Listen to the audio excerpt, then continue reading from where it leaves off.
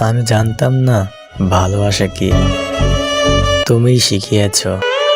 তাহলে কেন আজকে অবহেলা করো? তাহলে কেন আজকে দূরে ঠেলে দাও? আমি তো কোনো ভুল করিনি, রোজ রাতে ঘুমের ঘরে কেনই বা দেখা দাও?